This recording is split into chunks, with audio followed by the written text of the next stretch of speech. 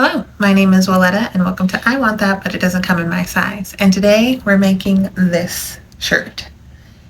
It is really cute and it's perfect for summer. It is so hot in Las Vegas. Nobody needs the back of a shirt anyway. So this is going to be a backless top. I have this fabric. I used it a few years ago to make my daughter's matching dresses, and I'm so happy I have a lot. Now, this is going to take a lot of geometry, and I personally did horrendously in geometry. So, why I decided to do this, I don't know, but I do know it's going to look cute. So, let's get started. Okay, here is a quick little rundown of how I adjusted my pattern to get the tank top pieces that I got you. I started off with a pattern that I've made before that I liked the fit of. So this was just a tank top pattern that was pretty fitted in the bust and a little bit looser through the waist and the hips. And it ended up working perfectly. So I put the tank top on and essentially decided how much higher up I wanted the neckline to be. And then I marked that line here. And then I figured out how low I wanted the front to go. And I ended up liking exactly how low it went. But if you want it to be a little longer in the front or a little shorter, you would just adjust it according to that. So this was my new center front length. Next, I measured how far away the straps I wanted it to be. I didn't want it to be too long, so I think I ended up with just 3.5 inches across here. And that would be where the straps attached. And then I lowered this down because I wanted it to be a little bit lower on the sides. So I took off about an inch here, and then I just connected these two with a curved line. And then I decided how far up on my waist I wanted the actual side to go. And then I measured that, and then I just traced it down. It ended up being about here, just right after the curve starts to go out for the hips. And then I just connected this with a straight line to a point. That doesn't look straight. That's straighter. Okay. So that was my front piece. For the back, I brought this down an inch. So I brought it down an inch on the back too. Just the exact same. And then I copied how long this was on the back so that they're exactly the same and I don't have to worry about changing anything there. Then I measured halfway between the center back and the side seam, and that was where I ended it off. And then this part, I just kind of winged it. I wanted it to go lower, so I just kind of curved this down, and then I matched this line up. This measurement here is going to be, you want the seam allowance at the top, and you want the seam allowance at the bottom for a hem, and then there will be 2 inches of elastic to go under the bust. So this ended up being 6 inches.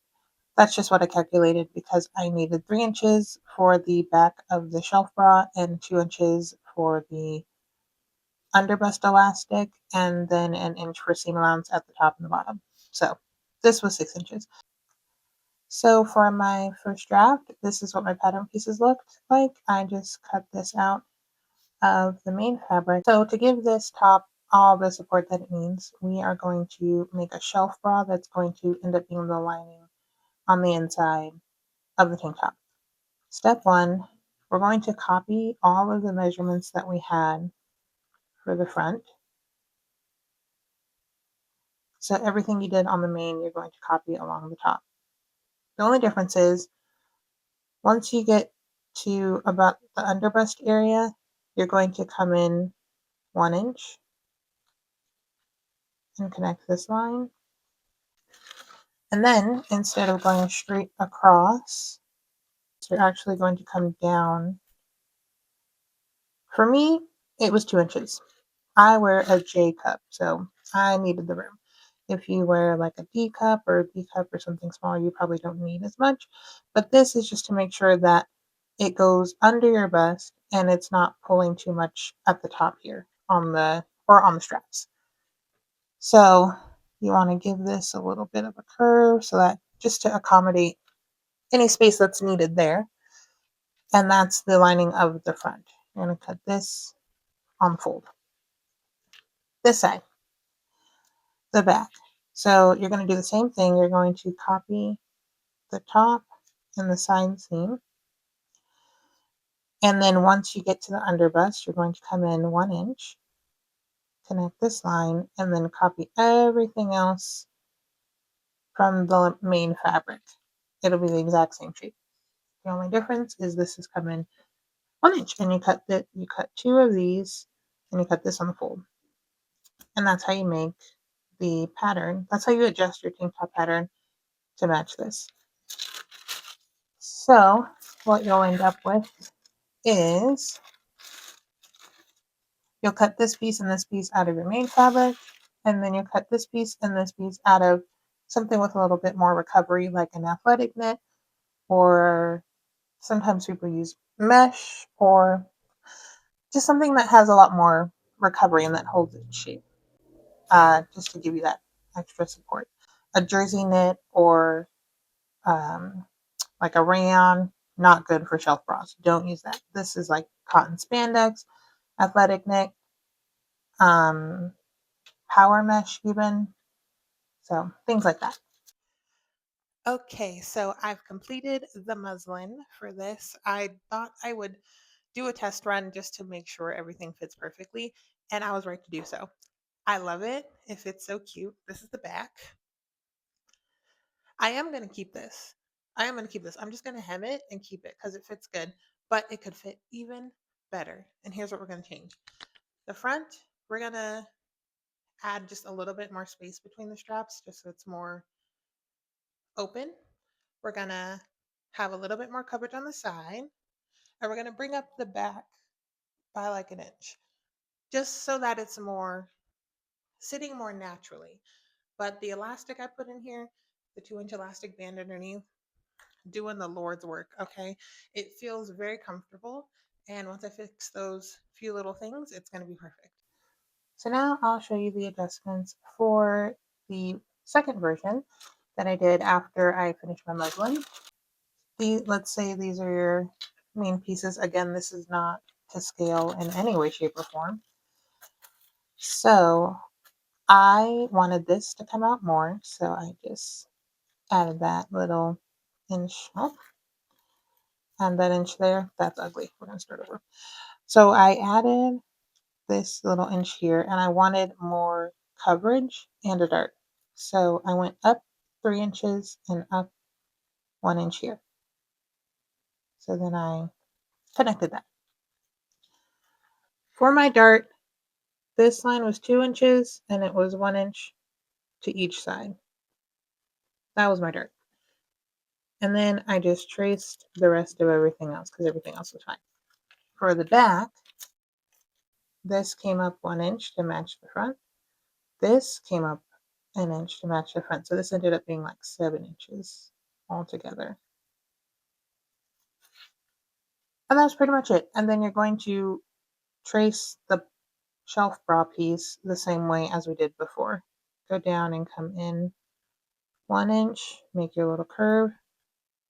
And then same thing on this side, go down and come in 1 inch and then connect it. Okay. And that's it. So I just wanted to show you where I put the elastic in this because the elastic is what is really holding this whole bad boy together. Now on the inside here, I put a 1/4 inch of clear elastic all the way across the neckline and all the way down the sides and around the back. So that gives it a lot of structure. And then this is the 2 inch elastic that I added at the under bust to help hold everything up. And then this is actually athletic knit fabric. So it's meant for workout clothes. It's very, very strong. So yeah, that's pretty much the only place I put elastic in here. Sometimes I've seen people put elastic along the line of the loops. Sometimes I do that, sometimes I don't, just depends. But yeah, that's what is on here. So here's a little clip on how I attach the loops to the back. I used washable double-sided tape. It is the greatest invention. It's tape, it's double-sided, and it washes away with water in the washing machine. It's so great. So normally when I'm attaching loops or something really tiny, this is what I'll use instead of regular pins, and it gets the job done. So you just put down some tape and then you space out the loops. I think I ended up just kind of winging it and making them even all the way down, aside from the seam allowance, so that I can fold it up. And then you just take it to the machine. You can baste it first and then sew the front to the back, or you can just go straight ahead and sew the front to the back like I did because I like to live on the edge. But anyway, this is what it looks like. Don't look at the stitching because it's a little bit bad, but it came out all right. Here is the final shirt. It's so comfortable. It's so cute. I am living my best life. It's giving Sunday at the farmer's market, and that's probably where I'm going to wear it to. This only took like less than half of a yard. So if you've got some scrap fabric laying around, you can just make it out of anything. You can make the hem shorter or longer. You can make it into a I'm gonna make a dress next. You could totally make it into a dress. You just attach a skirt, like cut it here, attach a skirt. Super cute. If anybody tries that, let me know. I'll probably try it. I got like 13 other things I want to make though, so I got to add it to the end of the list. I get my ADHD moves a lot faster than my sewing machine sometimes, but that's okay because that's what we're here for, to just enjoy the fun of making stuff. So, anyway, I hope you enjoyed this episode. Thank you for watching, and I'll see you in the next one.